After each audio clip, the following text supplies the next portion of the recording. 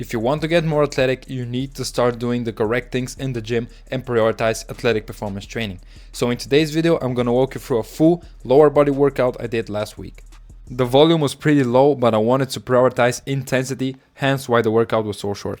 I started off with single leg bounce, which is a really good first exercise for this type of training. As you saw from the previous clip, I was not only aiming for height, but I was also aiming for length at the same time. Then I moved on to this elevated ladder rope jump to a box jump. I'm not really sure if it's called like that, but it's a really good exercise nonetheless. A thing to keep in mind here is trying to be as explosive as possible when first initiating the ground contact. Try to stay on your toes both when doing the ladder rope jump and when doing the box jump afterwards. It's also normal and completely natural to let the heel drop at both movements, which is not a problem. Just try to keep in mind that you shouldn't be striking the ground with your heel. And when landing on the box, try to be as soft as possible and not slam your feet at the box. Try to have a soft landing so you don't damage your knees. If you're struggling to do that, then it means that a box is a little bit too high probably, and you should lower the height a little bit. Then I moved to this single leg Bulgarian split squat. But to keep things a little bit more interesting and a little bit harder, I did a Zercher variation of this exercise. You guys know how much I love Zercher exercises. Doesn't mean if it's a lateral lunge, if it's a forward lunge, if it's a normal squat. I really enjoy doing Zerchers, and I think that at some point every athlete should do any Zercher variation. The core engagement you're gonna get from doing a Zercher over a normal barbell back squat or over a normal Bulgarian split squat is insane. Then to target the posterior chain in a single leg method again, I did these single leg RDLs which were pretty hard, to be honest. I'm really struggling with keeping balance on my left foot. You're gonna see in the next clip. I don't know why. It's not always like that, but sometimes I'm really struggling to keep the balance on the left foot, and I don't know why. Really, I don't know why. A thing to keep in mind here is to make sure that you are hinging properly while you're being on one leg, because it's a little bit harder to do it on one leg rather than when both feet are on the ground. So just make sure that you're not doing it too heavy so you can properly hinge and you don't damage your lower back, because you don't want your lower back to take all the weight or all the load. If you're feeling it in your lower back, then it means that you're not properly hinging, and you need to take a step back, reevaluate your technique, go a little bit lighter or even just with the bar, and then go up from there. Don't just do them heavy just because you see someone else do them heavy.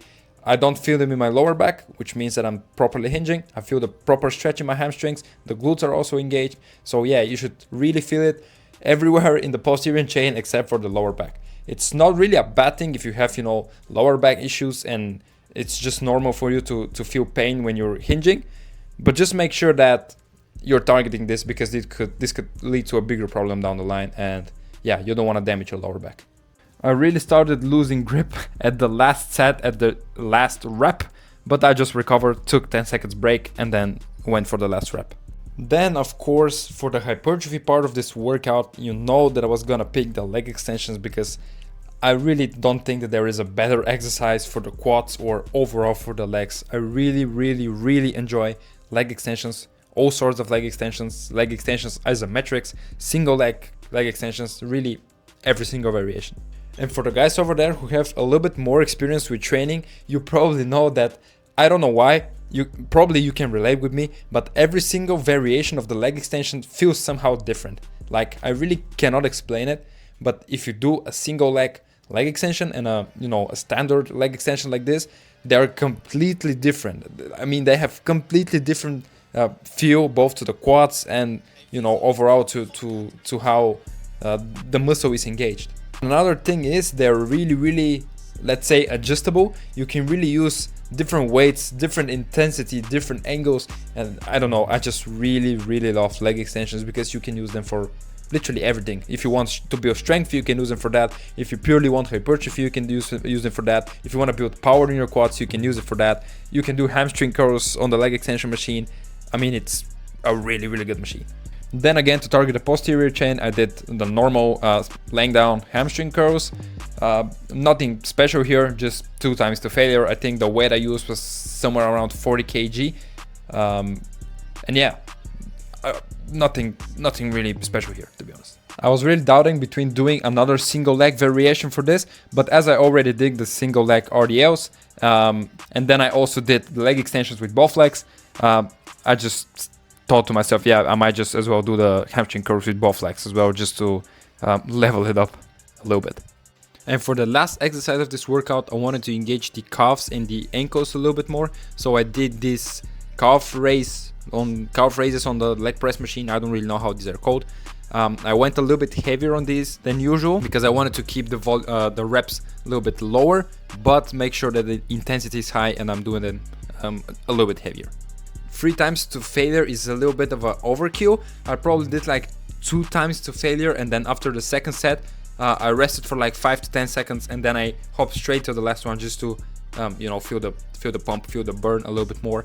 But yeah, if you do 2 sets to failure, you'll be fine on this one. I just typed out 3 sets to failure because I think this is more applicable. But yeah, it's more like 2 sets to failure, and then 1 more set for like 5 to 6 reps.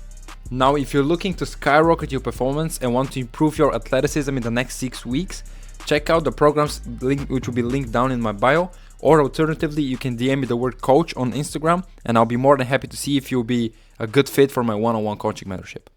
We are not taking everyone in the program. Once you book a call with me, we'll discuss if you're the right fit for the program or if my program can be helpful to you. Now, of course, like, comment, and subscribe. Share this video. Thank you guys so much for watching. See you at the next one. Peace.